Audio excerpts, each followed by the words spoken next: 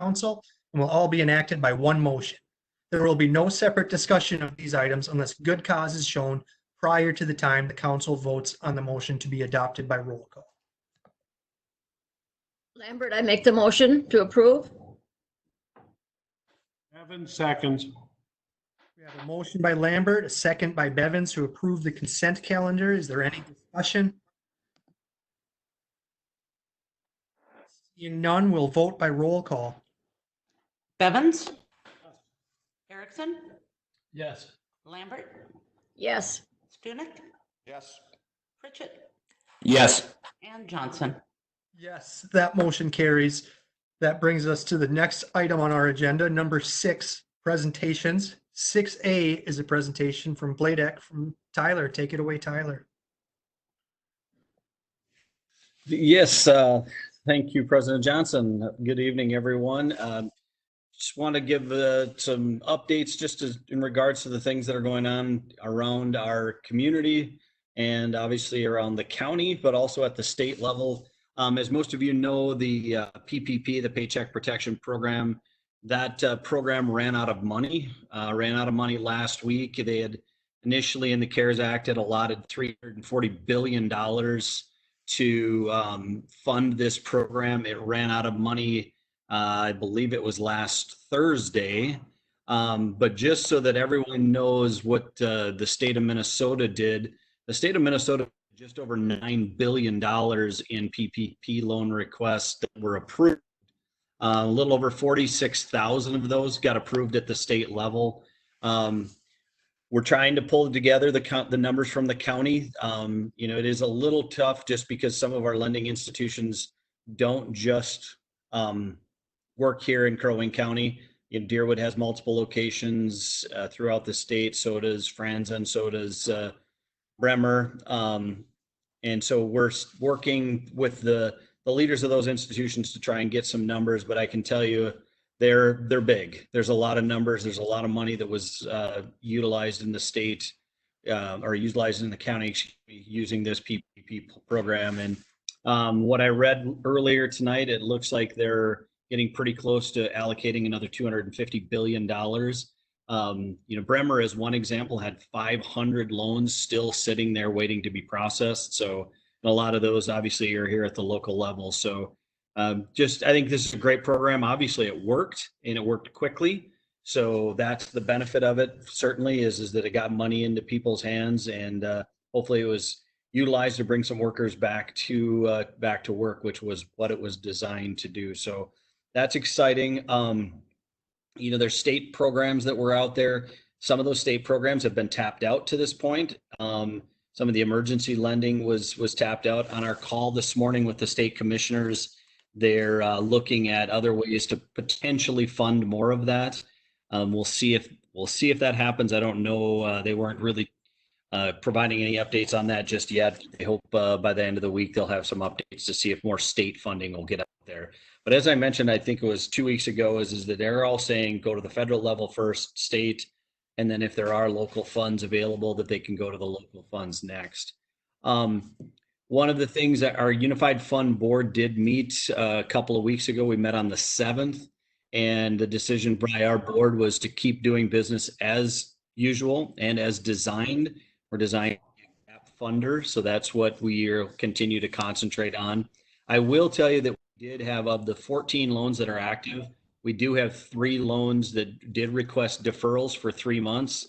All 3 of those loans were approved to get those deferrals. I reached out to all of our loan the folks that are borrowing money from the Unified Fund and told them that, we would accept requests, and those were the only 3 that stepped forward and asked for some deferment. So I'm happy we were able to do that.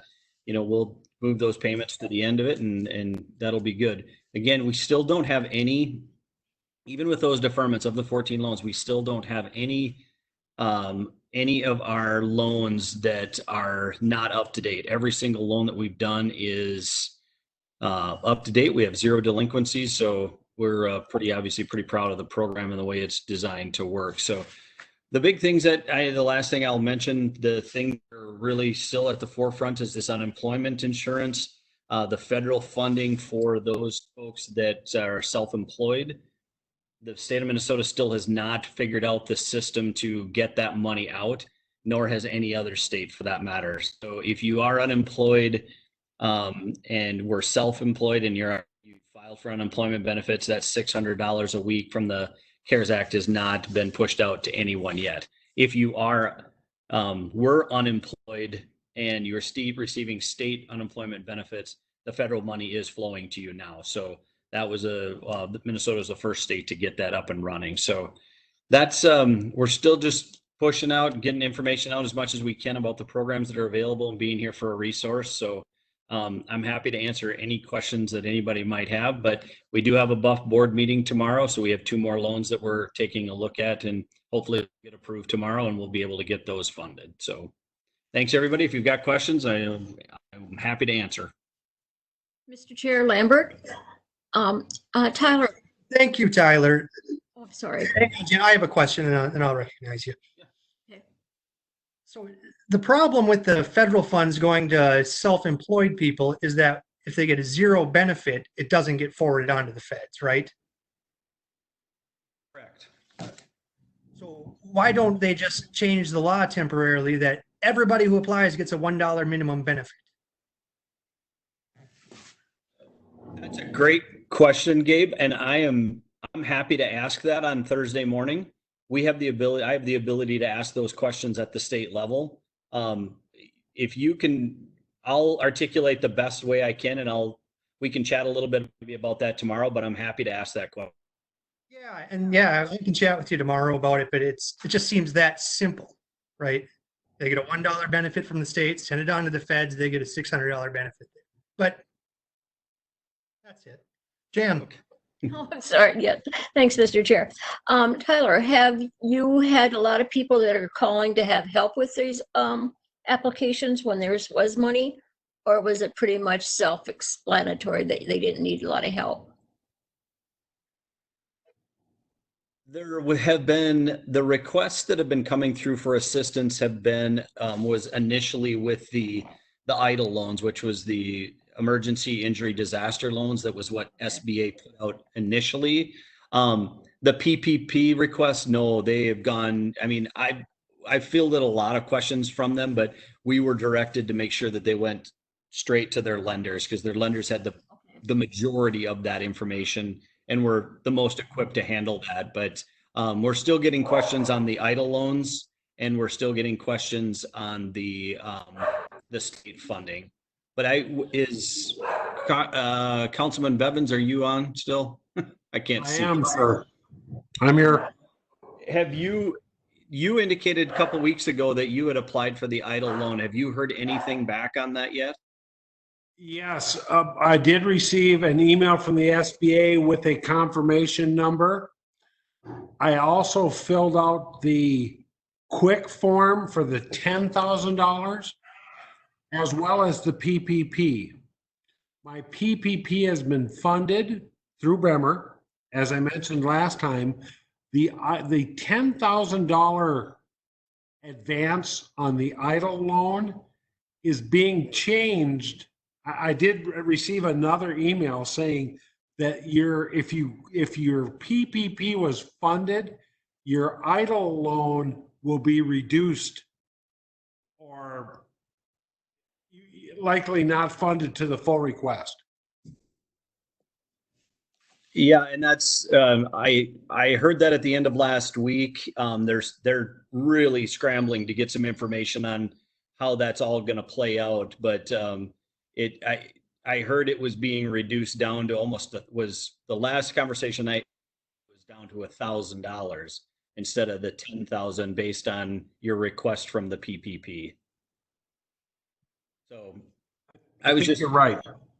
I was curious about the EIDL loans just because they stated that they started funding those, which would have been a week ago Tuesday. So I was just curious if you'd heard anything because the number of people, I think I helped 6 or 7 people fill those out and none of them have gotten any funding yet.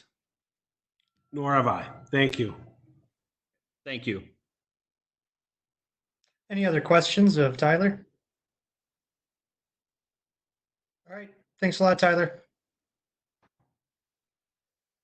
That will bring us to the next item on our agenda, number 7A, Safety and Public Works Committee, Alderman Bevins. Thank you, Mr. Chair. We have two items on the agenda. Item number one is a resolution establishing municipal state aid street for Fourth from Highway 210 to Beaver Dam. And the motion is to adopt the resolution establishing that municipal state aid street, and I so move. Second. We have a motion by Bevins and a second by Pritchett. Is there any discussion? I have one question that maybe Kelly or maybe Paul can answer. Aren't we limited in the number of lane miles of state aid streets we could have as a city? I'll answer that, Mr. Chair, if I may. Thank you, Mr. President.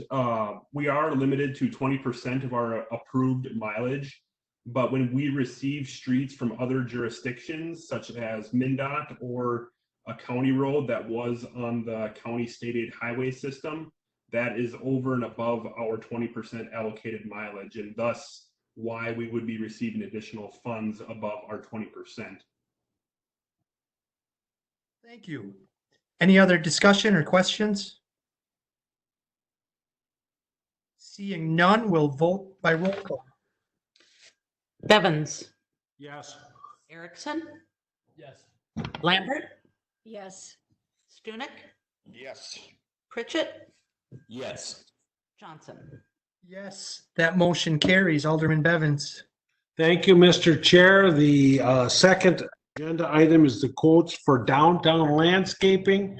And the motion is to ask David Chansky to return to the three bidders with a reduced scope, keeping the total cost of the project at or below $8,000, and request a rebid, and I so move. Lambert, second. We have a motion by Bevins, a second by Lambert. Is there any discussion? Mr. Chair, just as an FYI, as you can see, the intent on this was to reduce the cost of the landscaping. The hope is that by having Parks and Recs, which is having a reduced program this summer due to COVID, be able to help, that we actually can reduce it. Unfortunately, all of the bids, the three bids came in $4,000+ higher than what we spent last year. So we're still trying to keep the money down and do as much in-house, as well as we have the intern that we voted on recently to be able to help out down there. So we're trying to keep the cost down for the people downtown and still add the hanging baskets. Hopefully we can accomplish that, and Mr. Chansky will let us know. All right, any other discussion? Seeing none, we'll vote by roll call. Bevins, Yes. Erickson, Yes. Lambert, Yes. Stunek, Yes. Pritchett, Yes. and Johnson. Yes, that motion carries. End of report. Thank you, Alderman Bevins. That brings us to the Personnel and Finance Committee. And I don't know who's taking the lead here. I did, Mr. Chair. All right, let's hear what you got, Stunek. 5 agenda items on the docket. The first one is approval of the bills. If you notice by looking on your packet tonight, there's a lot of bills, but that's because we're starting to pay out some of the contractors. With that said, the motion was coming out of committees to approve the bills. And I'll second Erickson. We have a motion by Stunek, a second by Erickson to approve the bills. Is there any discussion? Seeing none, we'll vote by roll call. Bevins, Yes. Erickson, Yes. Lambert, Yes. Stunek, Yes. Pritchett, Yes. and Johnson. Yes, that motion carries. Alderman Stunek. Okay, the second agenda item is contract for inspection services. As you're probably well aware, there's a lot of construction going on with the schools and around the city. So there was some RFPs put out. Mr. Chansky did receive some back and forth. You also remember that we were going to do some contracting with Chuck Arverson. That has since passed. The city and David Chansky, and I think Paul's been involved a lot with this, decided to go with the City of the Lakes with the contract at $95 an hour. The gentleman that runs City of the Lakes is a former employee, Scott Sadesky. So with that said, the motion out of committee was to approve the RFP for City of the Lakes and go forward with that. Second, Erickson. Any comments from Mr. Chansky on this, or are we good? I would just like to add that, oh, am I unmuted now? Can you hear me now? Okay. I just want to add that just clarification on Mr. Sadusky's proposal. His proposal is kind of a combination for Harrison and Brainerd High School that are ongoing projects. He would be charging that $95 an hour for his inspection services. For future projects, his proposal is 75% of the building and permit fee. And then off of that fee, whatever inspections and work needs to be done will be done.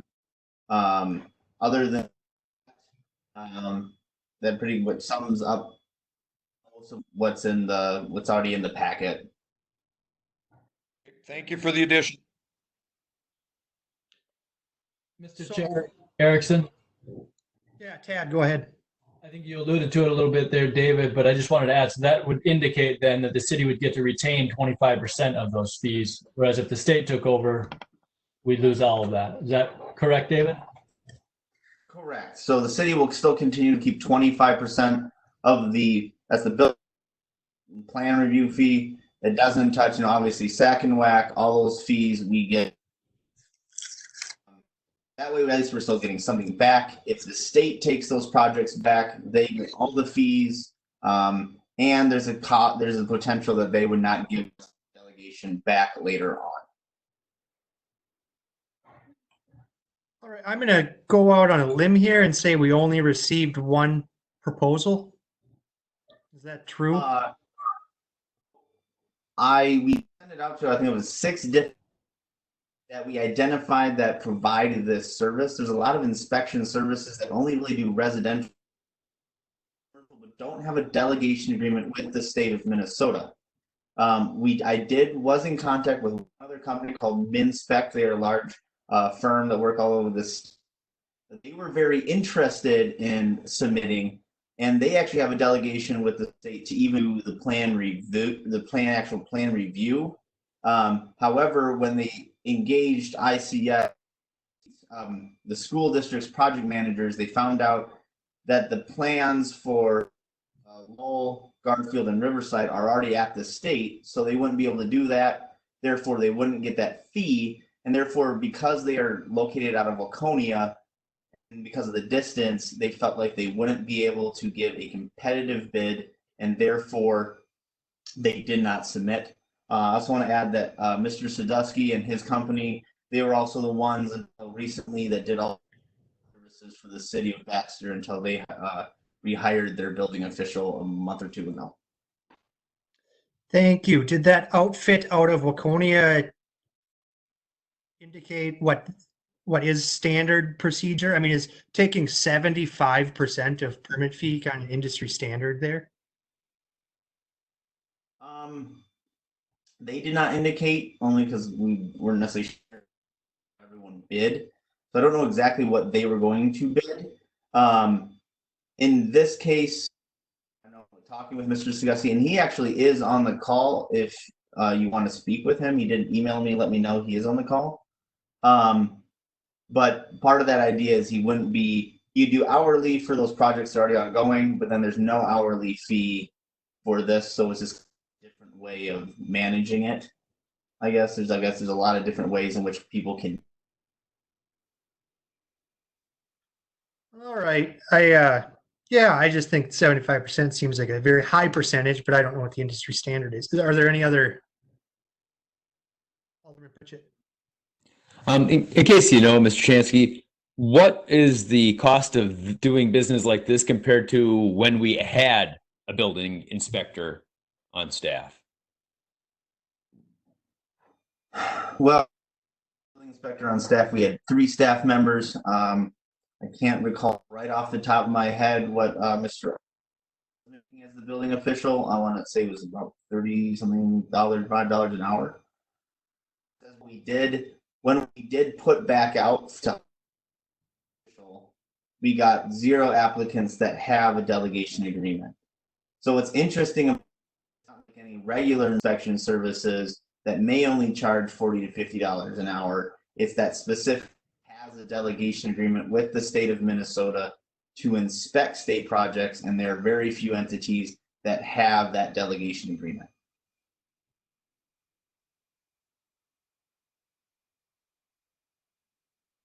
Gabe, your mic's on. Yeah. Did that answer your question, Dave? Not really. It was interesting and everything, but I'm just looking at a cost comparison. Yeah, so we're not replacing Chuck. And that was what, a $70,000 to $100,000 in your salary benefits? With benefits, so it would, in short, it would be more expensive. However, the one way I'm looking is we're kind of stuck in a little bit of the rock and a hard place. We only had the entity respond, and I think at this point, our other option is to take the state of Minnesota, have it back, get 0 fees, and potentially never have our delegation again. Right. Our option is 0% or 25%. We have to take the 25%, but it's 25%, not 100. And one thing I did point out. Go ahead, David. Mr. President.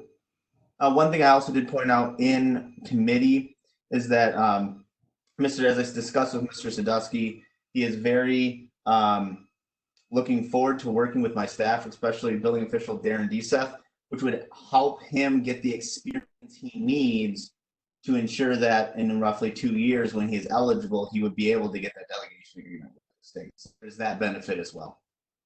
That's a big bonus. Alderman Bevins. Thank you, Mr. Chair. I want to just bring up the other half of the equation and speak on behalf of Mr. Sadusky, and that's that we have very positive history. We know he can do the work. We've got ongoing projects that we need to get moving on inspecting now, such as the school districts. Those are huge projects.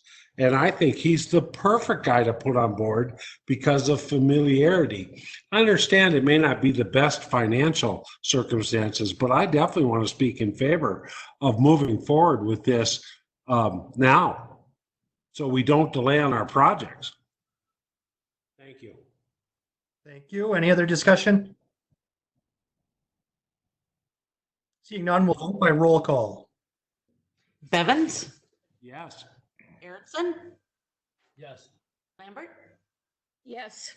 Stunek, Yes. Pritchett, Yes. and Johnson. Yes, that motion passes. Back to Alderman Stunek. Okay, item number 3 is the League of Minnesota Insurance Trust premium renewal for 2021. The motion out of committee, as we all know, the premiums tend to go up. The motion out of committee is to accept the proposal from the League of Minnesota Cities with a little bit of understanding here. I'll explain some things. The policy definitely is going up. They did promote asking us to do another $1 million rider to help cover the hydro dam. Coming out of committee, we decided we should discuss this with BPU. Maybe they would pick up the cost of adding that other rider. The cost of that would have been $35,614. And the 2 of us on committee decided we didn't want to spend that at this point until we consulted with BPU, which will be on our next agenda item in the first May meeting, to see if they're willing to do that. For right now, we did approve the renewal for 2021. And I make the motion to approve. Erickson, second. So we have a motion by Stunek, a second by Erickson. If I understood that correctly, Stunek, we're renewing all of our insurance, but we're going to check with BPU on this additional rider for the dam to see if they're interested. Correct. Okay. Any other discussion? Seeing none, we'll vote by roll call. Bevins, Yes. Erickson, Yes. Lambert, Yes. Stunek, Yes. Pritchett, Yes. Johnson. Yes, that motion carries. Alderman Stunek. Okay, item number 4 is the police sergeant promotion. The Police and Fire Civil Service Commission met in the last week or so, or and came up with a list. And the promotion coming out of that meeting was to promote Paul Rozier to police sergeant effective tomorrow, April 21st, pending background check at the rate of $37.67 an hour. And I so move. Second. Second. We have a motion by Stunek and Bevan stole the second. Is there any discussion? Want to join our committee, right, Kelly? No, I'm trying to wake Tad up. I might appoint Kelly to be the chair over there now. Any other Yeah, discussion? right. Double chair. Hearing no discussion, we'll vote by roll call. Bevins, Yes. Erickson, Yes. Lambert, Yes. Stunek, Pritchett, Yes. Johnson. Yes, that motion carries. Alderman Stunek. Okay, item number 5, which is the last one, talking about updating regarding 2020 seasonal employees. We have the ability to hire 70 part-time seasonal employees. I believe Chris in the city is working on that. With that said, the council is going to be approving those hirees according to listening to our city attorney. With that said, we're going to hire a temporary engineering intern for 2020. His name is Isaiah Esposito. How'd I do? Pretty good. At the rate of $15 per hour. In the future, hiring part-time employees will be on the consent calendar rather than the P&F agenda. And I so move. Erickson, second. We have a motion by Stunek, a second by Erickson. So that was 2 birds, 1 stone. We're approving this hiring and then moving future temporary hirings to the consent calendar. That's correct. Thank you. Any discussion? Seeing none, we'll vote by roll call. Bevins, Yes. Erickson, Yes. Lambert, Yes. Stunek, Yes.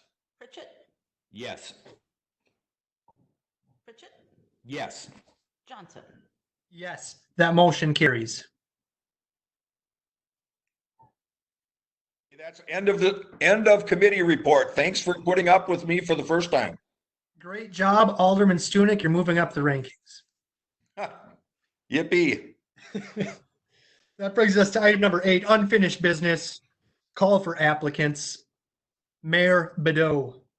All capital letter, Mayor Bedeau. That's right, all capital letter. If you get emails from me, it will always say mayor in all capitals. So it looks like we've got multiple terms available for multiple committees. The Cable Advisory Committee, we are looking for 2 terms expiring in 2021 and 2 terms expiring in 2022. That is an interesting committee that you can work with Jan Lambert and Sean and help us figure out our cable advisory or cable agreement. So let's get on that committee, people. The secondary one is the Charter Commission, and we've got a bunch of different terms. Hold on to your thoughts. We've got 2 terms expiring 2020. We've got 1 term expiring 2021. We've got 1 term expiring 2022 and 1 term expiring 2023. And I believe Kelly Bevins is a member of that committee. And I'll just tell you, if you're looking to be involved with somebody, it's Kelly Bevins. Absolutely, Mr. Mayor. All caps. All caps.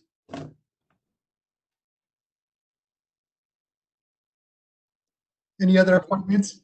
Is the secondary one mine as well? I figured that was a spelling error. Because it says mayor twice on there. Is that me again? You're the Mayor Bedeau. Okay. I just figured that we had a incorrect typo there. The lowercase confused him. That's right. Not in all caps. We are also And looking Mr. Mayor? Mr. Mayor, and that's because that actually has a different term. The EDA has a 9/7 term. Okay. All right. Now I'm seeing what you're doing here. So this is different because this term expires of 9/7 of every said year, and Ed Mink would give you a long speech about why that is.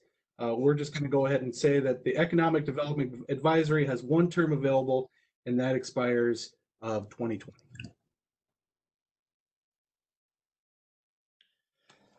And Council President recommended there are no openings because I have filled all of the commissions I am supposed to fill. And we're always looking for water tower Nice. people. Next item, new business, 9A, appoint a chair for the Personnel and Finance Committee.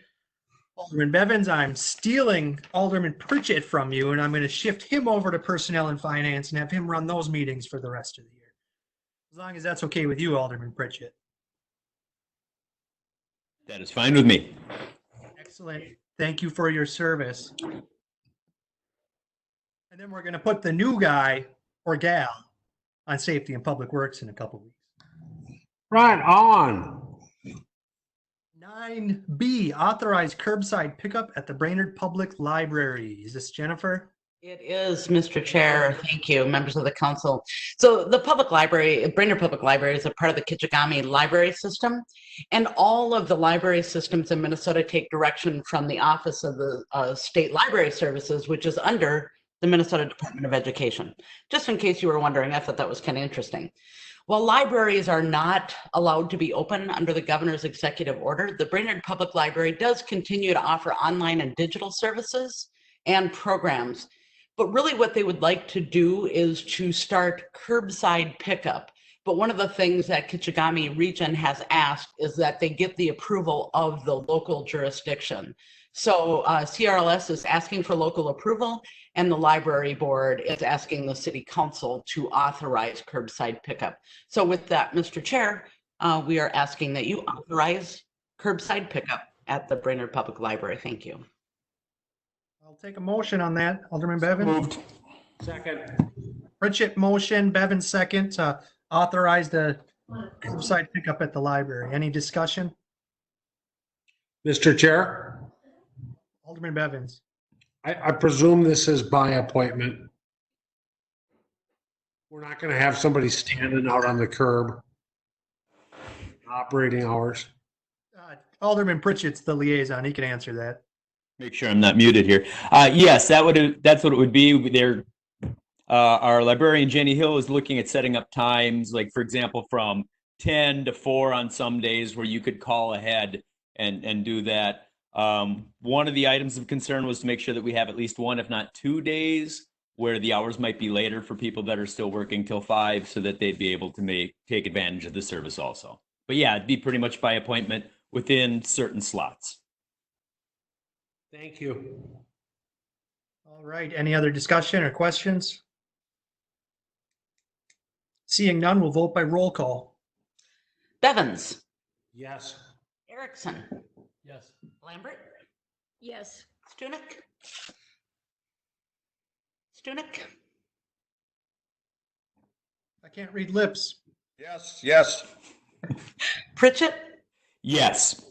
Johnson. Yes, motion carries. Next up is 9C, discussion on recommendations to the park board. Jennifer. Thank you, Mr. Chair, members of the council. The park board has a special meeting coming up on April 22nd to talk about Park and Rec Program 2020. They'll also ultimately be reviewing beach and piers and dog parks. And I think Tony's going to be able to provide you a little more information on that. Maybe to set the stage a little bit, according to the charter, the role of the city is limited to the following: designation of parks by resolution, appropriation of funds to the park board, approval of property procured by lease for more than 1 year, and then the approval of the park board budget, which must be submitted to the city prior to September 1st every year.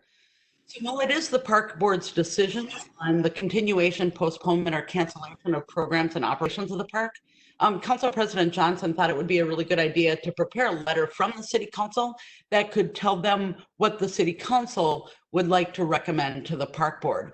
I know that Parks Director Saylor did send out quite a detailed memo earlier. So Mr. Chair, I think it'd be great to hear from Parks Director Saylor on his background as well.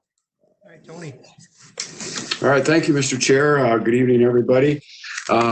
Initially with the council packet, I had sent out something that was very basic regarding our various programs and facilities. And I followed that up, which is on the screen now, with a much more detailed account of where we're sitting on a number of things. as mentioned, right now, Governor Walz has ordered that all campgrounds and outdoor restroom facilities are closed throughout the state, and there are no team activities permitted. We have no idea when that's going to be rescinded or modified. I kind of broke it down into between facilities and our various adult and youth programs. I'm not going to read the whole memo to you, but I can highlight a few things. In regard to the campground, obviously we can't have that open yet. We have been taking reservations for after May 12th because of the March directive from the council that had an 8-week closure period. We have been notifying anybody that calls for reservations for the campground or our pavilions that they may not be open or available to the public for personal use. We would, of course, if the campground pavilions remain closed, we would, of course, refund any fees that have been paid towards that. As far as the Gregory Park tennis courts, the park board did agree unanimously to not put the nets up. Most of that was based on the United States Tennis Association directive recommending that tennis courts are not open because of the virus could be spread by touching various tennis balls, nets, gates, things like that, even potentially from the surface, say somebody sweats or sneezes or whatever, and a ball hits it. And also ISD 181 and the city of Baxter have not put up tennis nets either. And the park board felt that if we put them up at Gregory, the place is just going to get overrun by tennis players. And I do know that there are a lot of people anxious to get out and play tennis, but we just have to follow the safety and the recommendation from the USTA. In regard to our programs, I kind of broke it down into adult softball, our competitive youth baseball and softball leagues, and our non-competitive leagues. Just to give a heads up that we do normally hire approximately 60 seasonal employees. That includes umpires, concession workers, rec aides, field maintenance, tournament announcers, someone to help with the mowing, and 2 people to do garbage, 1 during the week and 1 on weekends. It's a pretty lengthy process to hire each individual. It takes at least 15 minutes. Hiring is not like the old days where you shook a hand and said, when do you start? It's pretty complicated. A lot of them, people we hire are teenagers or early 20s, and they've really not done a lot of this. So obviously their parent has to be sitting with them sometimes. And we need to have it done in the office because people ask questions all the time. Secondly, we have to do by law background checks for anybody that is in contact with youths. That includes umpires, rec aides, concession workers, tournament announcers, and volunteer coaches. That takes about a week to do that process. We also have to have certification for concussion training for our volunteer coaches and umpires, and they do that at home. It's about a 30-minute process, and they need to do it every 3 years. So depending on how many people we have new or not, that depends on how many we need to do. When people do sign up online, there is a convenience fee. I did put down $2 or $3 convenience fee. It's actually somewhere between $3.08 and $4.47, depending on what program they sign up for, and that depends on what the cost of the program is. And there is a little bit of a reduced amount if they're enrolling online, numerous people, numerous family members. If we would do refund people, it would cost the city 10 cents per person. Now on to adult softball. We had the 2 of the men's leagues were supposed to start April 28th and 29th. Masters was scheduled to begin May 1st, Women's League on May 11th, and Co-Rec on May 14th. We have notified all the teams that by council directive, nothing starts until after May 11th. So the earliest date would be May 12th to start.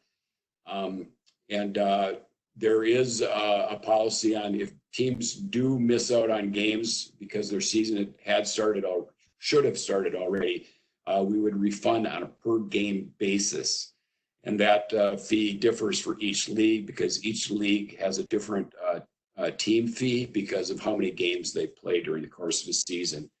There are a couple options there that maybe we could start May 12th. If that's not possible due to the direction of the governor, we could maybe have a later start to the season and not have playoffs, or we potentially could start a summer fall league. Some teams have not been happy with that option because if we went into, say, September, a lot of players are, for example, school teachers. They may have after school activities that they'd be responsible for in athletics or whatever. We have said that, you know what, if we would go to that option, we would basically give you your team feedback if your team can't play because of various reasons like that. Onto the competitive youth baseball and softball, this really is the trickiest one of all of them. The deadline for both activities was changed from April 17th to May 8th. Now, the tricky part is I compare it to a duck. You see a duck swimming across the water nice and easy, but underneath there's the feet are just paddling like crazy.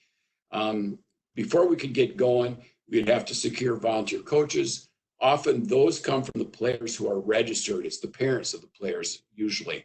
Then we would have to do a background check on each coach, which takes about a week. And then to make teams as fair as possible, talent-wise, we have a skills clinic and a draft.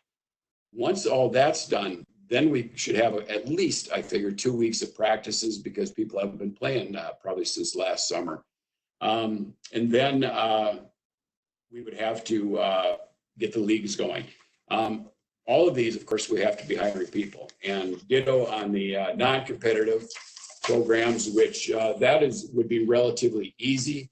The deadline is currently May 15th, and we could start probably June 1st if possible. Tournaments right now, it's the youth baseball tournaments. We host 5 state qualifiers in June, ranging from 10-year-olds through 14-year-olds. We are sanctioned by the Minnesota Youth Athletic Services. At this point in time, they have not canceled anything other than any tournaments scheduled prior to May 15th. They too, I think, are waiting to see what the governor's directive is. And then the Hoppajokie softball tournament, the Hoppajokies actually run that, take the registrations and things like that. But he's kind of like, well, are we going to be able to play or not? And I'm like, well, right now, I don't know. One thing I did every week, I've been on a conference call with the Minnesota Recreation and Parks Association. Today's call had the MRPA lobbyist speaking, and he's been working closely with the governor, all our senators and representatives. And one comment that he said to me that really stuck out in my mind, because we got to talking about golf courses being opened up. And he says there are severe restrictions on that. For example, you have to do online tee times. You can't go into the clubhouse. If you're golfing with a family member, you can ride in the same cart. If you're golfing with a friend, you have to have separate carts, things like that. But what he said, and I quote him right here, he said, the last thing to be open is sporting events and public gatherings. And that kind of jumped out at me. As we all know, the governor wants to keep the social distancing. You need to keep groups below 10 and things like that. So right now, we're dealing with maybes and ifs. And that is where it's going to be a very tough conversation for the park board to be having on Wednesday. And so we're going to see how it goes. So I'm open to any questions. I have a couple. I brought this up to Jennifer because I heard from a couple constituents who called down to the Parks Department and asked if they were going to be able to use a community garden plot this year. And the answer they got was, well, we don't know. And I called Jennifer and chatted through it. That's how this ended up on the agenda. So I just think things like gardening and, maybe to an extent the dog park, but things you can do with safe social distancing, I don't think we should be unsure about. I think we should say as long as it's not banned by a higher authority, we're going to leave the community gardens open. Okay, if I may, they didn't, the people that called did not talk to me, but just a little background. While the community garden is in Rotary Riverside Park, the only thing that the park department does is take registrations. Checks are made out to the Brainerd FFA alumni and a committee. They actually run the campground. Now, it is my proposal, because people want to be outside, is that each garden plot is numbered. And it's going to be my proposal to the park board to give guidance to this committee is your number is an even number. You can be down there on even days. If it's an odd number, you can be down there on odd days. And that would help the social distancing. And really, other than probably planting season and harvesting season, it's really never that many people down there. You know, every time I drive by, it's just a couple people, sometimes none. But that would be my recommendation, is do the odd even day thing. Well, and I imagine if I'm in my garden plot and you are in your garden plot, we are over 6 feet away from each other. Unless you're right beside each other, you know, that would get close. But no, it's I think very safe to be down there and gardening, and I strongly encourage people to be gardening. So that's why I brought it up. But I mean, does anybody on the city council have any thoughts of sending a recommendation or a request over to the park board? Because it is ultimately their authority, but we're the ones who are going to probably be fielding more phone calls from our constituents who are affected by the decision they made. So maybe if we take a proactive approach of saying, you know, the city council supports keeping as much as possible as long as we can practice safe social distancing. Because like my kid's gym class now is walking the block over to JC Park and taking batting practice. I don't want the ball field to be closed. That's gym class. But does anybody else have thoughts, Dave Pritchett? Yeah, I would say that as long as we follow the guidelines set by federal and state authorities, I don't think the county said anything. You know, that's what we should do. Like, for example, I live right by the dog park, and my daughter takes the dogs down there. And every time I just kind of ask her, you know, were there people there? And if so, were they, you know, practicing social distancing? And generally the answer is yes. So people are being pretty conscientious and wanting to use these opportunities to get outside once in a while. So I think as much as we can enable people to do that in safe environment, we should. Mr. Chair, Erickson, Yeah, Tad, take it away. completely agree. To the degree possible, that we can be, you know, responsible with the social distancing, comply with the governor's executive order and the federal recommendations, encourage as much as we possibly can. I did have a question for Tony, or for anyone really. As I understand it, the current executive order runs through May 13th. That's my understanding. With that said, if that's correct, all of the dates that I saw in your memo then, Tony, I would assume we'd bump those all. Jennifer's got her hand up. Go ahead, please. Mr. Chair, Alderman Erickson, so the executive order, the stay-at-home order goes until May 4th. What the governor did was extend the emergency declaration through May 13th. Thank you. And then, Mr. Chair, just a follow-up for Tony, if I may. Yep. You also noted for the youth, the 2 weeks of practice. Just a suggestion from my part, you know, given the circumstances, is there any way we could, once we get the go ahead to start, could we forego or at least maybe go with just a week of practice given the circumstances, just to get it kind of jump started? Would be my thought. Yeah, some of it is the coaches need to get to know the kids a little bit as far as who's a pitcher, who's a catcher, things like that. Just a little, get more used to them. 2 weeks to me was an arbitrary number I just threw out, but I'm just thinking that going back to my day, you know, the old the wing is a little tight and needs us to get loosened up, and you especially worry about the pitchers. But we could put stronger reservations on how many innings a person could pitch. Instead of 3 a game, we can knock it back to 1 or 2 or something like that, just for the first few weeks. So there are plenty of options that we could look at. Okay, any other thoughts or questions from the council? Any council members? Mayor Vidal, yeah, I see you had your hand up. Yeah, I knew you were going to pull that. I just want to say thank you for putting this on the agenda because right now, obviously, as you guys know, I was the liaison to the park board. So we are currently without a liaison. So this is good communication between the council and that group so that they can have an understanding of what your directives are. So I just want to thank you for putting it on. And so far, I think the park board has done a fantastic job of getting out ahead of this stuff and trying to get up the signs and get the suggested wordage out there to people. But I do think it's important that we make sure that we're still encouraging people to get outside and still encouraging them to use the facilities as best they can. So I think this is good guidance. Excellent. Just a question. Do you think we need a motion to direct the mayor to write that letter for us, or should we just trust Jennifer to relay that information, or trust Tony to relay it since he heard us? Any opinions? It seems like the general consensus, nobody else has spoken up. The general consensus is we want to follow all state, federal, and if instituted county guidelines while encouraging and keeping open as much of our outdoor recreational opportunities as possible. I would agree. Lambert, yes, I would agree.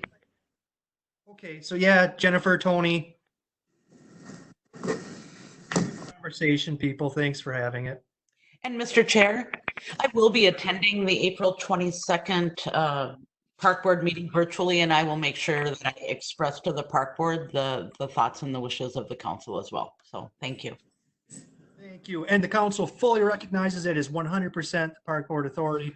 We're just hearing from our constituents and from our own families because we're all cooped up at home and want to get outside. Next up is 9D, the first reading and set public hearing for proposed ordinance 1503, a petition for annexation. Is this David or Jennifer? That'll be me, Mr. President. This starts the community development show for the next few items. So this first item, Robert and Andrea Marone of 11427 Easy Street have submitted a petition for annexation. They recently purchased a vacant unaddressed parcel immediately property, which is in city limits. And so they want to bring that parcel into city limits and just kind of keep it connected to their own. At this point, this is pretty much the first step in this process. With this step, what you're doing is holding the first reading of this or dispensing with it, whatever the council does choose, and then setting a public hearing for this proposed ordinance and this annexation. Per ordinance, that has to be at least 30 days from now. Looking at when our next council meetings are, the closest to the 30-day mark without going under is June 1st. So 42 days. Unfortunately, our second meeting in May falls just under that 30-day mark. I think it's like 28 days, which means we have to kick it to. This piece of property is about 0.11 acres.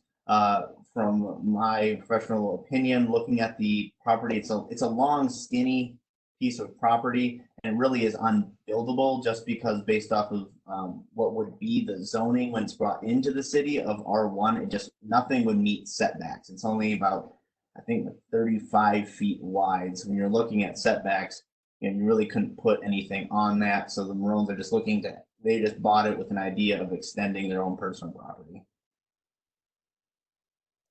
And the Maroons' primary residence is already in the city of Brainerd. Correct. Their actual residence was actually the last annexation the city did in 2016. Thank you. Any other questions?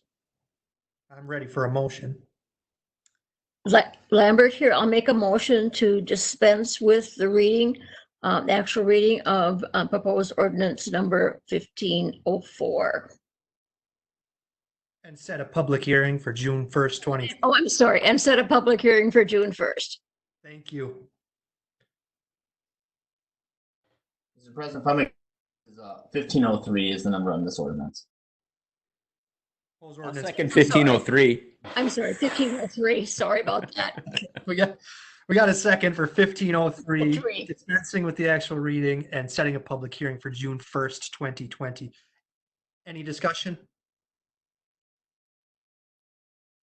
Seeing none, we'll vote by roll call. Bevins. Bevins. He fell asleep.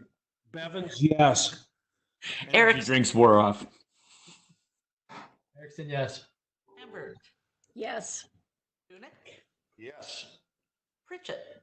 Yes. And Johnson.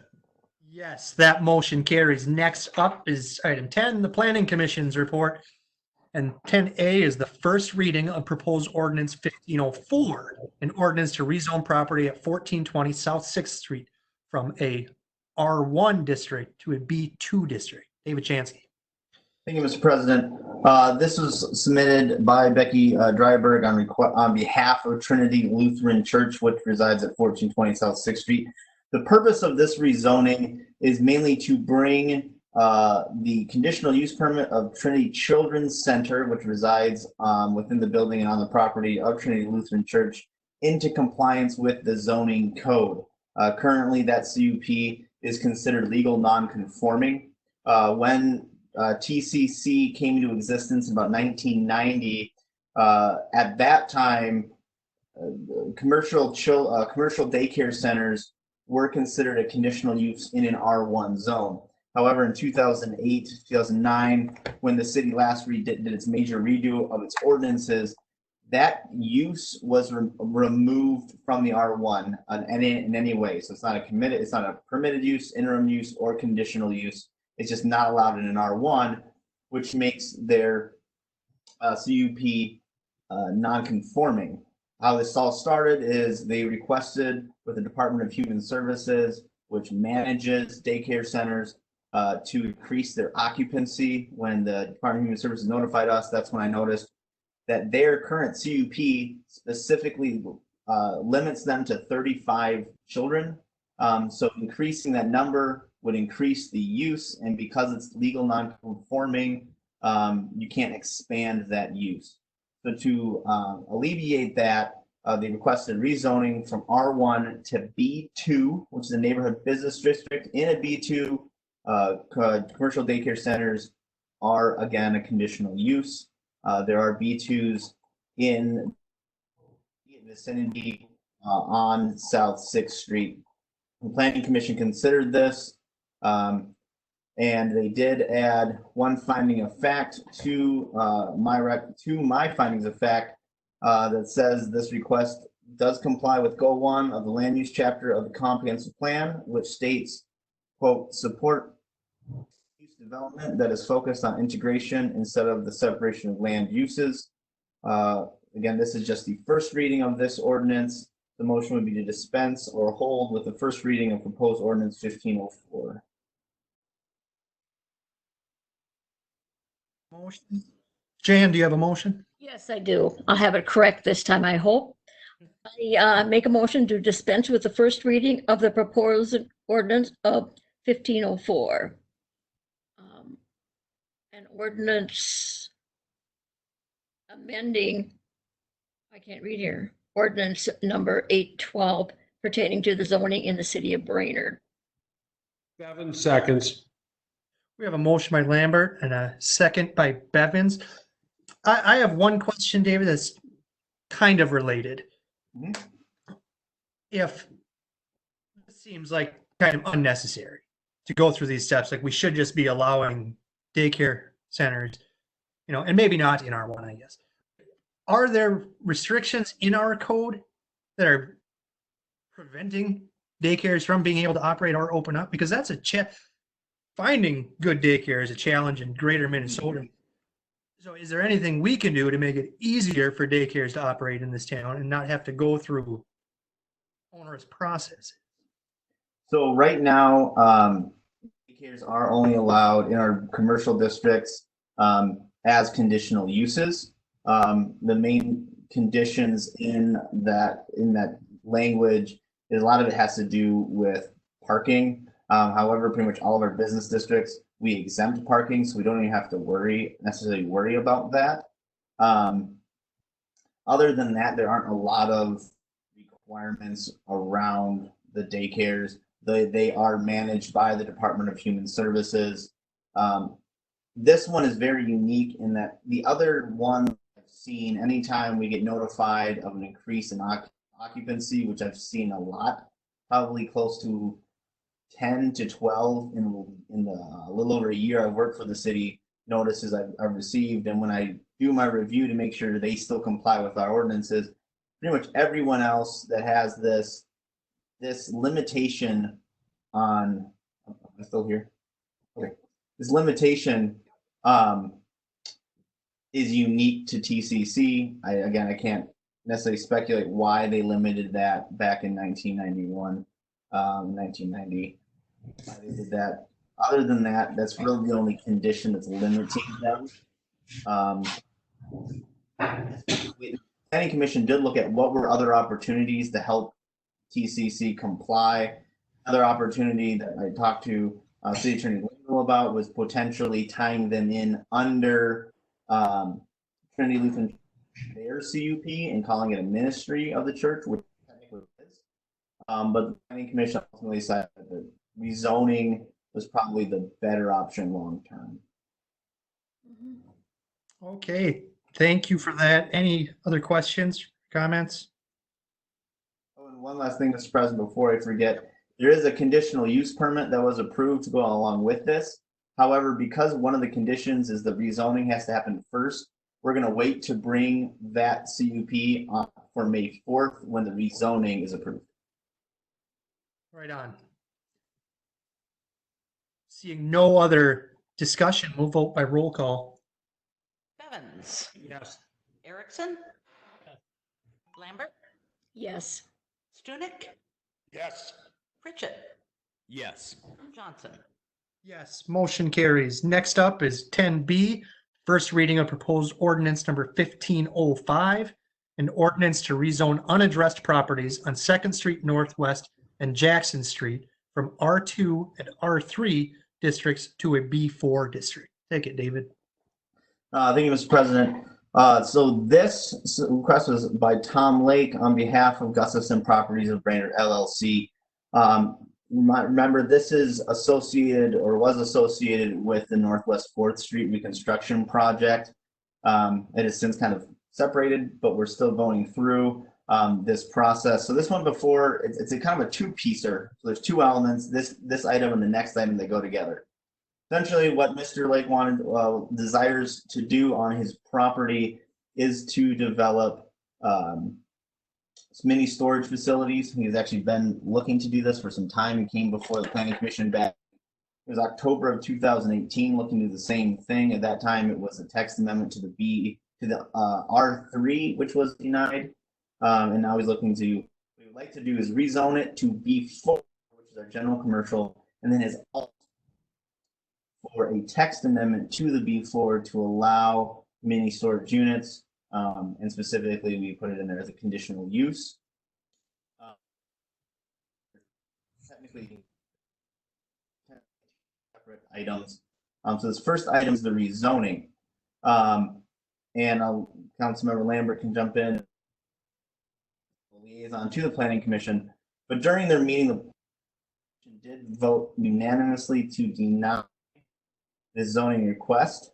The reasoning behind the decision was that the second item that's coming up is that deny, everyone kind of, okay.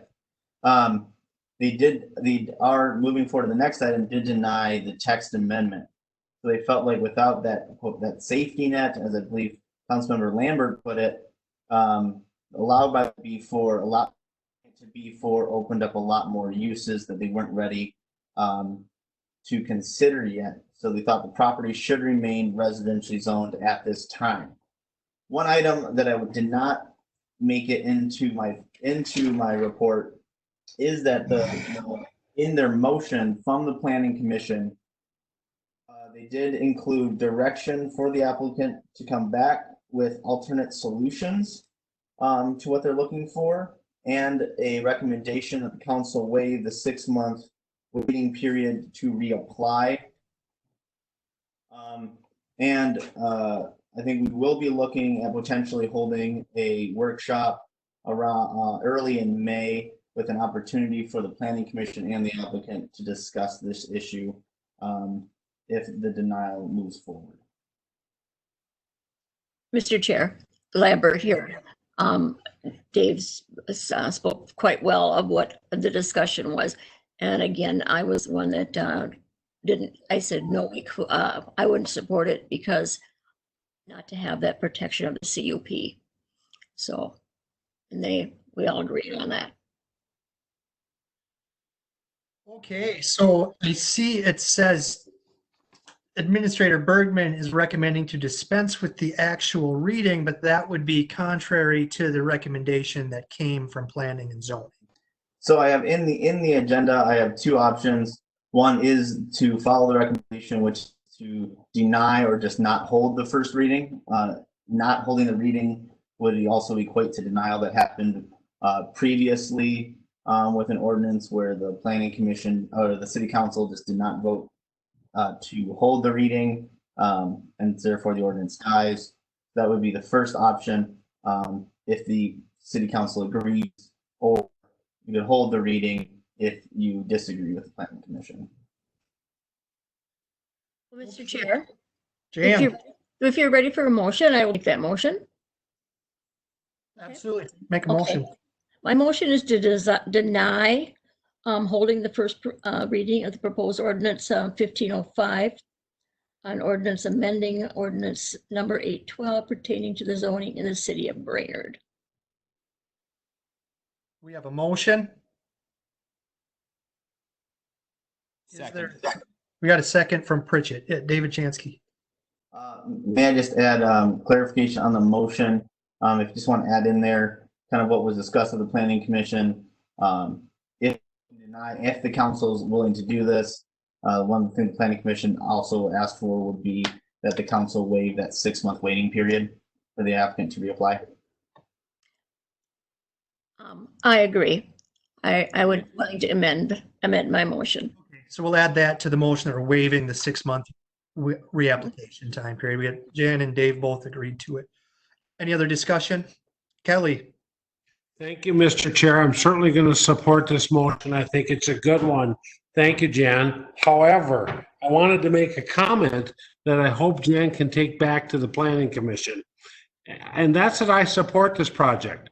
And yet I hear time and time again from planning commissioners that they deny a project and then they get disappointed that the council approves it. This is an opportunity to work out something with somebody who wants to spend money in the city of Brainerd and do a development. I support the project. I think this is going to open development along Jackson all the way to 4th. But if we don't move forward on this portion of it, it's going to create a little bit of an issue. And there's a possibility planning and zoning will be disappointed again. So this is the third or fourth time this project has been before planning and zoning, and they constantly deny it. I hope they work hard. If it doesn't fit, it doesn't fit. But I hope they look at this with fresh eyes before they deny it again. Thank you. Thank you, Alderman Bevins. You know, and I would like, yeah, I support the motion. Anybody else have anything to say about it? Yeah, Mr. Chair Erickson. I agree with how Councilman Bevins summarized that. And I want to see this project move forward. I want to see this development. And so I want to support the motion as well. All right. Mr. Chair, I apologize. One more thing. Have at it, Kelly.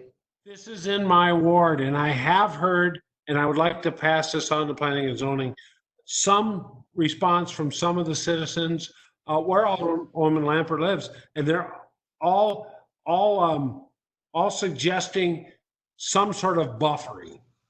And I think that's a good idea as part of this project. Thank you. Trees. We like trees. We like trees more than we like mini storage units. Kevin's doing it. Yes, that'd be me. I'm going to support the motion too. I think moving forward with spending money in the community, but I like the idea of a buffer or whatever, but just having the storage says to me is an eyesore. So I think if we can work out something with the planning commission and the developer, I think I'm willing to go forward. But right now I'm going to support like everybody else. To deny. So the motion is to deny the first reading. Any other discussion? Seeing none, we'll vote by roll call. Bevins, Yes. Erickson, Yes. Lambert, Yes. Dunick, Yes. Pritchett, Yes. Johnson. Yes, that motion carries. Next up is 10C, the first reading of a proposed ordinance number 1506, an ordinance amending section 515-64, general business district to allow mini storage facilities as a conditional use. David. Thank you, Mr. President. Again, this just goes hand in hand with the previous item. Again, as the Planning Commission felt like they weren't ready to make a decision on this and wants to work with the applicant on figuring out a solution that best fits the city's needs as well as the applicant's needs. They have their recommendation is to deny the first reading of proposed ordinance 1506 to allow mini storage units as a conditional use in the B4 district. Mr. Chair, Jan, you have a motion? I will make the motion. Was a dissenter on this. I felt that it should, I'm like everybody else, I am for this project, especially with the fact that it's a conditional use.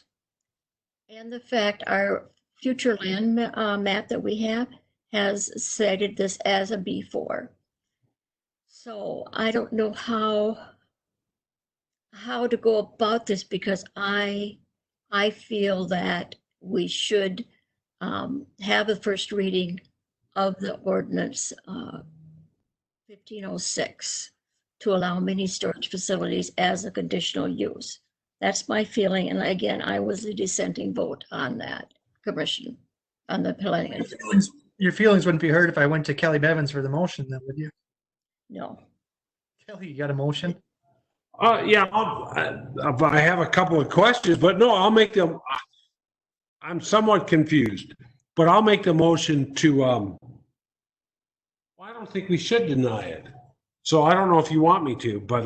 We'll go back to Jan. Jan, make your motion. We might have a majority who wants storage units up and down Washington Street. Go ahead, Jan. My motion is to have the first reading for proposed ordinance number 1506, an ordinance amending section 515-64, general business districts to allow mini storage facilities as a conditional use. I'll second that. And a second, David Chansky. I just want a clarification from Councilmember Lambert. Do you want to physically hold the reading in which we read the ordinance, or do you want to, or is it to dispense with the actual reading? We can dispense with the actual reading. Yeah, hopefully that was the motion. That's the motion you seconded, right, Kelly? Yes. And I have a question. Have at it, Kelly. Maybe I can ask Alderwoman Lambert or Planner not Planner, Community Development Chansky. If this motion was to come to fruition and it was a conditional use in a B4, what was the logic with denying the B4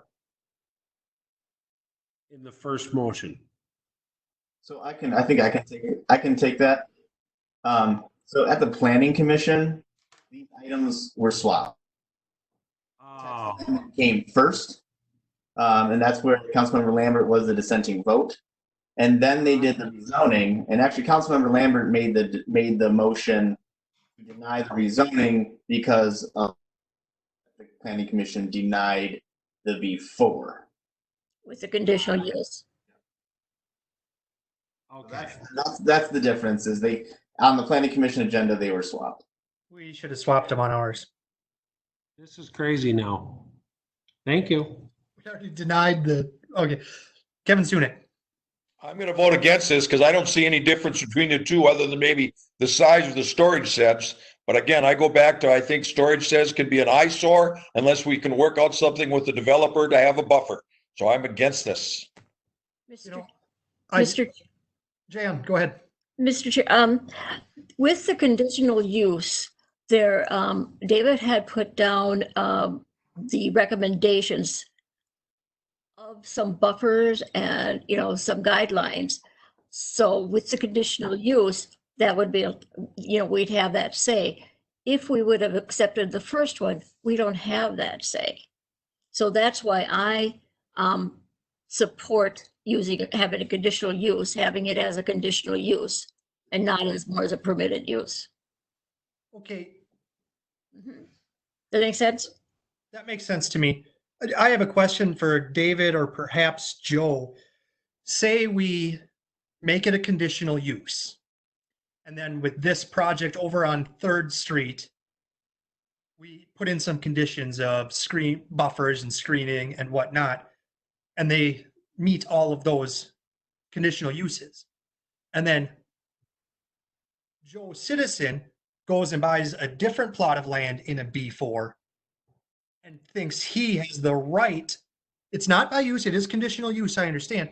But if we deny his conditional use permit, even though he promises to do all of the exact same conditions of the other one, couldn't he take us to court that it is his right to build it with the same conditions as the one on 3rd Street?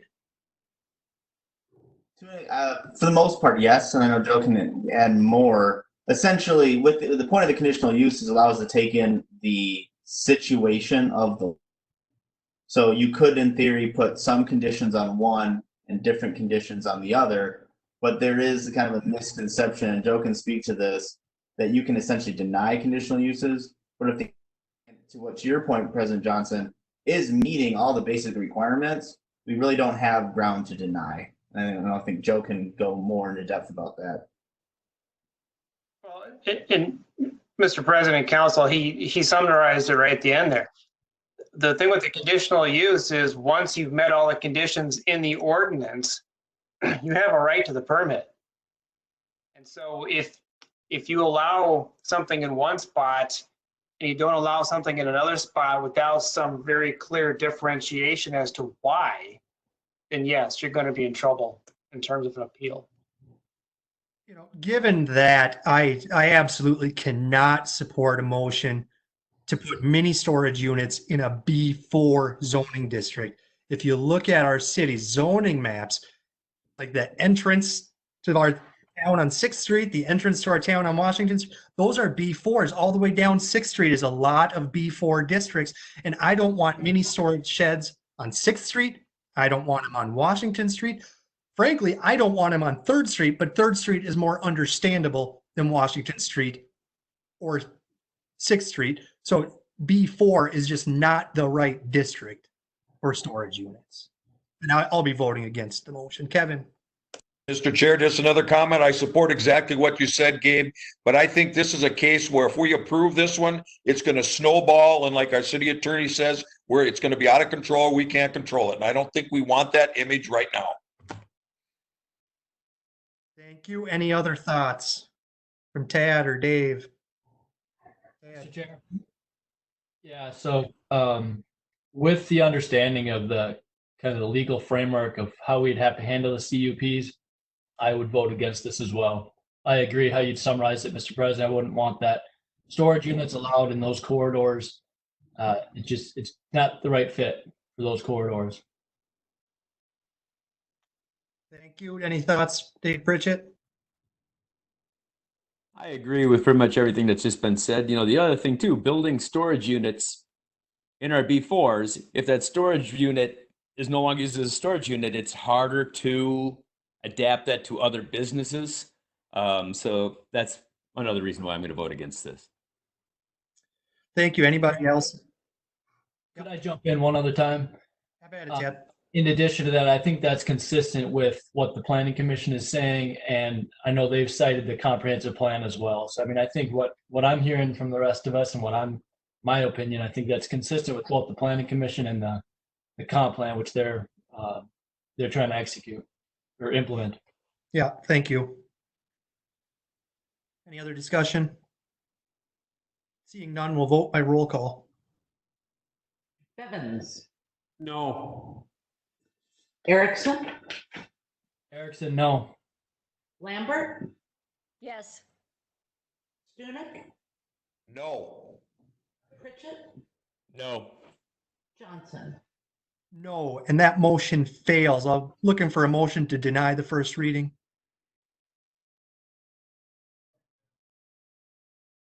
So moved. Move deny the first reading. I'll second it. We got a motion by Stunek, a second by Pritchett to deny the first reading. Is there any discussion?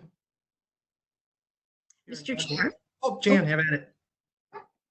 Mr. Chair, would the council be agreeable then to have a discussion with the developer and the city and perhaps the planning and zoning to discuss how we can compromise to help our developer or the situation?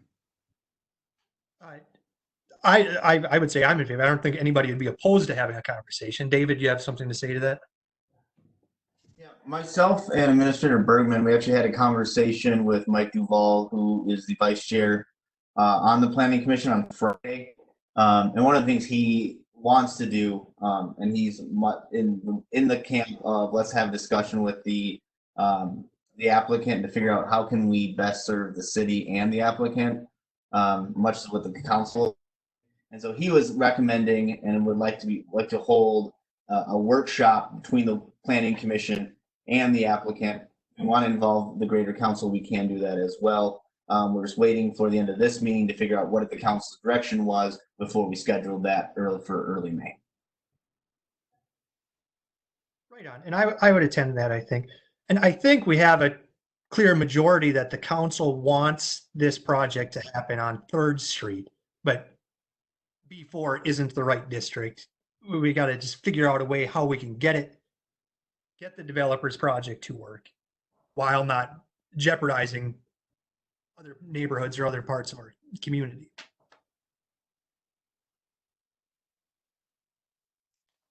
All right, is there any other discussion on denying the first reading?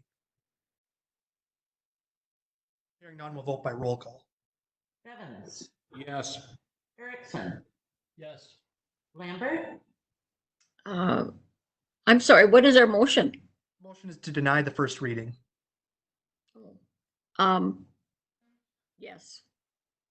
Stunek, Yes. Pritchett, Yes. Johnson, Johnson, yes, that motion carries. and Mr. President. Absolutely. We will just make sure that the city council members have an invite to that workshop, and then we'll make sure that we notice that meeting. Excellent. Thank you, Jennifer. That brings us to D, the Tower Motors CUP. Take it, David.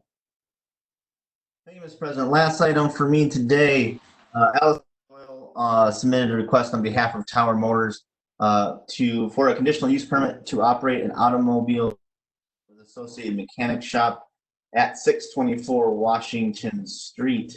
During their meeting on April 20th, the Planning Commission voted unanimously to approve this conditional use permit request with no conditions.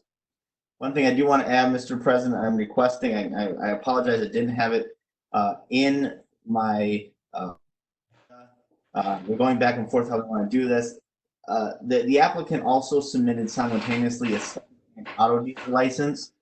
One thing we noticed a little late was that they were missing a few items that was necessary for staff to complete their review.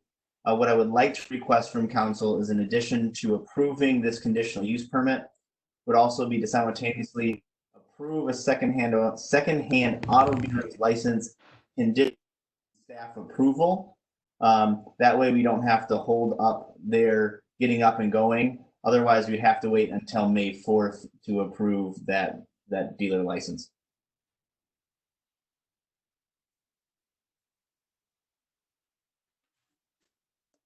I'm ready for that motion. Mr. Chair, this is Lambert. I will make that motion with the addition to David's request. With the contingent approval of the secondhand auto dealer license. Correct. Do we have a second?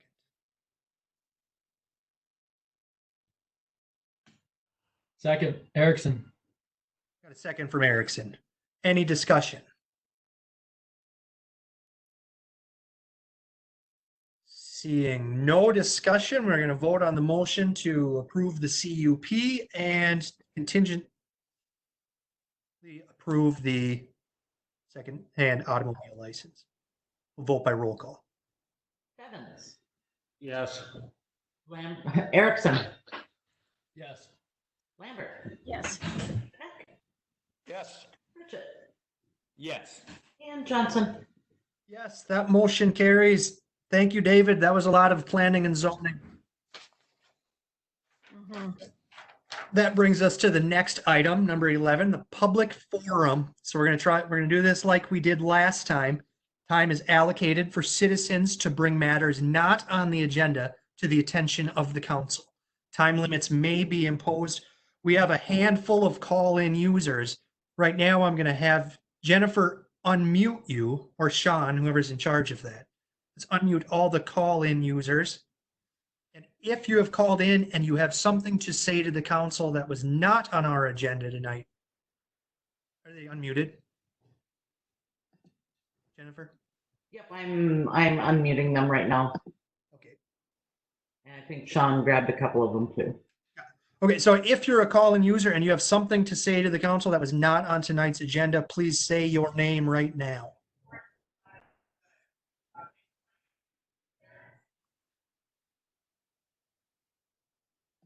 If you said your name, say it again. Okay, please mute the call-in users. We'll close public forum. It appears nobody had anything to share with us this week.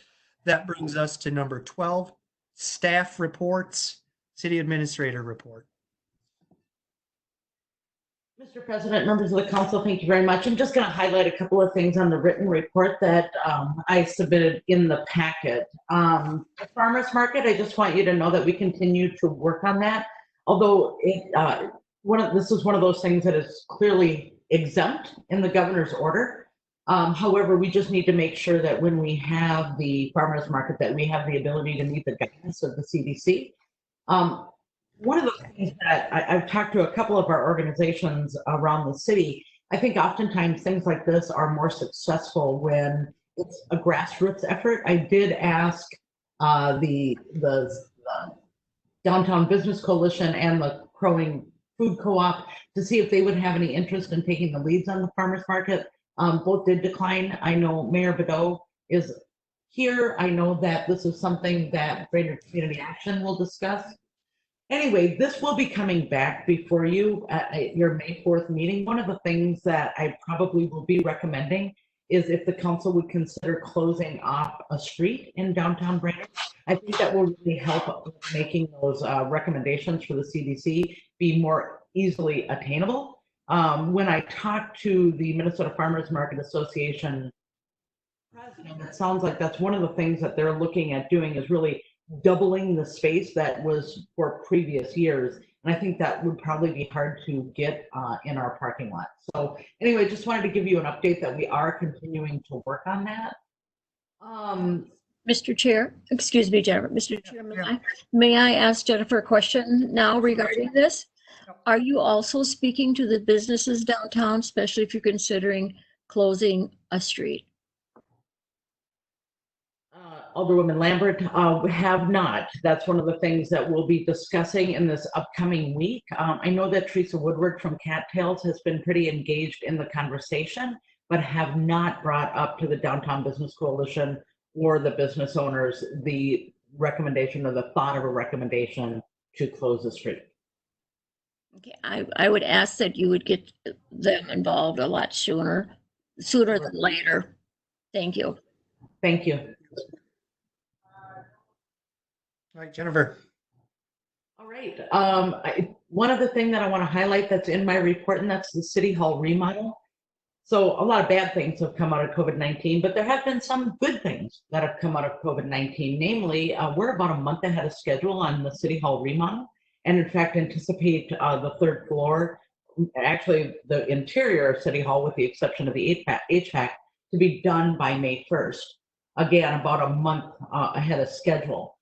So one of the things that we are thinking about doing is on May 4th and on May 5th is when we would clean City Hall and then move furniture.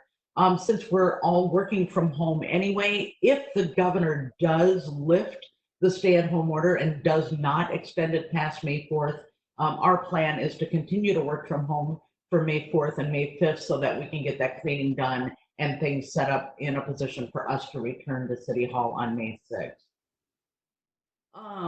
Couple of other things that I just want to mention. Alderman Bevins brought to our attention that somebody was asking him about dropping off applications, whether it be a license or a city council application, whatever it may be. There is a drop box located just outside the east door. It's on the light pole right outside of City Hall. We are checking that regularly. And of course, just to remind the public that we continue to answer phone calls, respond to voicemails, respond to emails. So although City Hall is closed to the public and we're working from home, we have tried to make it easy for our residents to be able to access our documents and then also drop them off. And then last but not least, for my report, in my report, I did say that we had received 2 applications to date for City Council. I was mistaken. There were 2 applications that were in the printer at City Hall for City Council. When I looked at them more closely on Friday, it turned out they were 2 that had applied back in when Sue Hilgart vacated the position. I did ask Stephanie Bestel, who was the one on our email taking those applications, if she has received any, and as of today, we have not received any applications for City Council members. So I would ask council members to reach out and try to see if there are people in Ward 3 who would be interested in applying for City Council. And with that, Mr. President, that concludes my report. Thank you, Jennifer. David, talk to your neighbors. And Mr. President, one more thing, we do need to circle back around to the parking lot fees. So with that. Oh, yeah, thank you. You're welcome. Oh, I didn't write that down. Yeah, we have that memo to address from the parking lot fees for our leased parking lot spaces. Jennifer, will you explain it for us? I sure can. So on Friday, I received a call from the owner of the Front Street Cafe, and he called me to discuss options for parking for his parking spots. He has 3 spots at the Burlington parking lot, and he stated that while we're not enforcing time limits on street parking, he continues to pay for his 3 spots at the parking lot, and he was asking us if the City Council would consider suspending payments until the governor lifts the executive order. Our lease spots, we have 4 parking lots. We have Burlington, Maple, the Alley, and then City Hall. We have a total of 161 spots available, and they vary who uses our spots. Anywhere from the Maple lot, we're certainly seeing a lot of students from the high school while schools are under renovation, all the way to some of our downtown business owners. And so I would say the great majority of those are our business owners and students who obviously are no longer there or are open in a limited capacity. However, there are some that do continue to be open. So in the memo that was emailed out to you today, we did do kind of a snapshot of what that looks like, what our revenue is. So our estimated income on that is about $42,900 for all 4 of our lots. And the estimated costs to operate our parking lots, and that includes things like snow removal and signage and striping, and it also includes those improvements, is approximately $52,000. So with those improvements, we are currently operating at a deficit of about $9,000. So staff just really would like to have a discussion about suspending those fees for license holders to coincide with the governor's orders. I think a couple of things to think about is that we do receive regular requests from people inquiring about a spot who would probably quickly lease a spot if available. And I say that, I maybe preface that by maybe 3 months ago, they would have quickly leased that spot. And then the other thing, as I mentioned earlier, some businesses do remain open, such as the law firms. So as you can see, the city doesn't generate enough revenue to support the ongoing costs of the upkeep and maintenance of our parking lots. However, we know that these are really trying times for our small businesses. So should the council consider to suspend fees, I just wanted to highlight this would be approximately a reduction of revenue of about $3,500 a month. So with that, we are recommending that the council consider waiving those fees for the second quarter of 2020. Those invoices did just get mailed out for April, May, and June to all of our leaseholders in our parking lots. So with that, Mr. President, I'd be happy to answer any questions, as I'm sure Connie would. Any questions to Jennifer? Mr. Chair Lambert,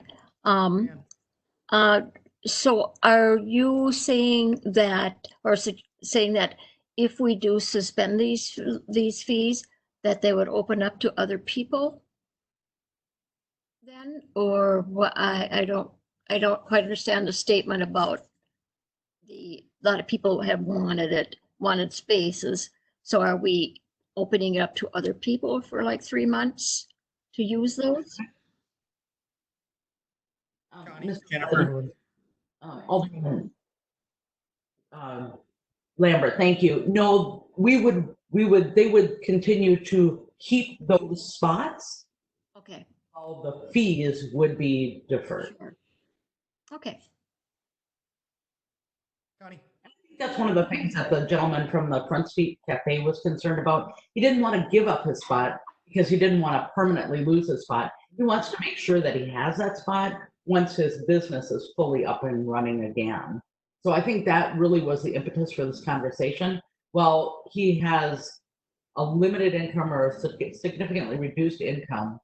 He still wants to keep his spots, and yet he was asking if the council would consider waiving or forgiving those fees for a period of time while the governor's order is in place. The question that I have, and when we were discussing fees, we talked about parking in the parking lot lease spots. One of the dilemmas is that some people have paid for third quarter already. Some people pay for the whole entire year at one time. Others pay quarterly, others pay monthly. If you decide to waive it for the second quarter of 2020, do we refund those people? What does that create administratively, that kind of stuff as well? So just something else to consider. Well, I think if we waive it for a second quarter, I think you would be issuing refunds because we'd be waiving everybody's fees. Is that would that be an administrative burden on the finance department? I mean, we will do whatever council directs us to do. Okay. Anybody else have any thoughts or questions? Well, yeah, Kelly. I was going to make a motion Let's hear it. that we waive the fees for the second quarter and refund those people who have paid in advance. Lambert, second. We have a motion by Bevins and a second by Lambert to waive the fees for the existing leaseholders for the second quarter of 2020 and refund anybody who had paid in advance. I support the motion. I mean, Jennifer called me, well, it wasn't maybe Friday after the agenda was out when she talked to the Front Street Cafe owner, and knowing that the majority of our leased spots are business owners or employees, and almost all of the businesses downtown, I would say even all of them, I would say even law firms, everybody is being affected by this. Everybody's revenue is decreased. And if we can save them $100, it's small, but it's a nice thing we can do. They don't need the spots. Nobody's downtown. So I support the motion. Any other discussion? Hearing none. Chair. Oh, Sorry, I support it as well for the same reasons. If nothing else, it's a nice gesture. It's something small that we can do for our downtown businesses. Thank you, Tad. Anything else? Dave Pritchett? No. You take yourself on mute. Hearing no other discussion, we'll vote by roll call. Bevins, Yes. Erickson. Lambert, Yes. Junick, Yes. Pritchett, Yes. and Johnson. Yes, and that motion carries. Thank you, Jennifer, for reminding me to do that and for bringing it to bringing it to us. That brings us back down to staff reports. Any verbal updates from staff? Paul? I'll just piggyback off Jennifer's comments about the city hall remodel. I did stop in today, and to my pleasure, the water feature at City Hall is gone. So the cooling tower is gone. The water feature is no more. So, and they did install the new chiller unit on the roof of the parking garage, and it's quite a massive unit. It's a lot different system. So it's nice to see those improvements being made. Excellent. And I'll piggyback on that. I don't think Jennifer mentioned it. Did you mention the police department cost savings? Yeah, I can. Yeah, so with well, obviously, like Jennifer said, obviously it's a difficult time due to the COVID stuff. But one benefit that we have seen is that the police department remodel could move forward, and the vestibule work out front could be done without public interference. As you recall, the plan was to construct a temporary space in the parking garage in the tune of around $20,000. With the stay-at-home order, the vestibule work and things is able to be done without public interference. So that did inevitably save us a change order. So looking a lot better there. So. Yeah, so that's excellent news that we saved over $20,000 to build a temporary service counter that we would just tear down in 2 months anyway. So there's 20 grand that'll pay for our parking fees. Any other staff updates? Corky. Hey, I just wanted to briefly touch on, I know I hit it real shortly in my monthly report, but since it was in the news, the executive order, of course, give the council just an opportunity to have some dialogue with us regarding that. 2 points maybe just to make regarding that is, one, our goal in a lot of this is compliance and education. We want to make sure that people are aware of what they should and shouldn't be doing in accordance with the executive ordinance. And then the other thing is please keep in mind too, our job at the police department is to enforce the laws of the state. If people disagree with those laws, it's not the prerogative of the police to cut back on enforcement. The options for that is to deal with it legislatively or through the court system. So I just kind of wanted to throw that out there. There was some news articles on it. We have had some enforcement issues, but I just really hats off to the people that are following the stay-at-home directive, and I'll leave it at that. But Corky, it's 420. You could be lax in some areas in profession today, couldn't you? I was waiting for someone to bring that up. We had a squad car numbered 420, and we had to change that because too many people were taking pictures and posting unflattering comments about it. So we had to change the number of a car. So I'll just stop there. I believe that.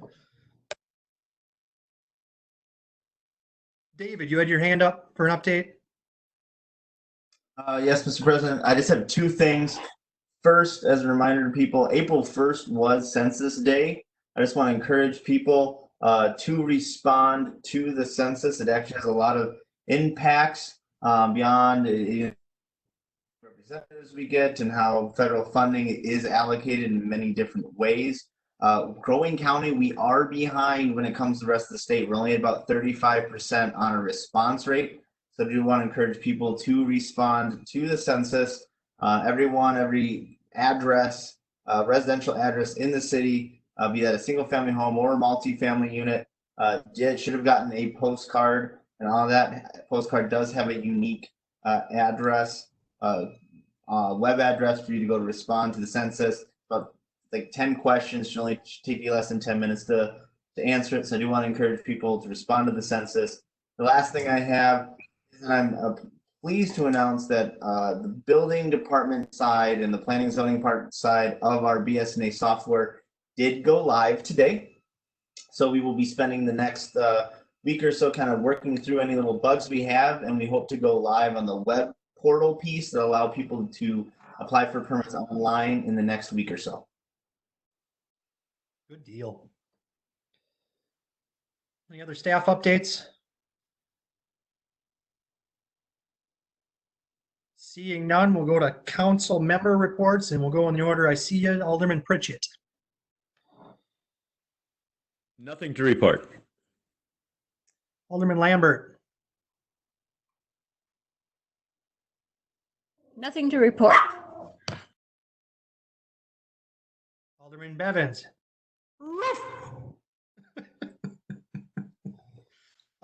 Alderman Stunek.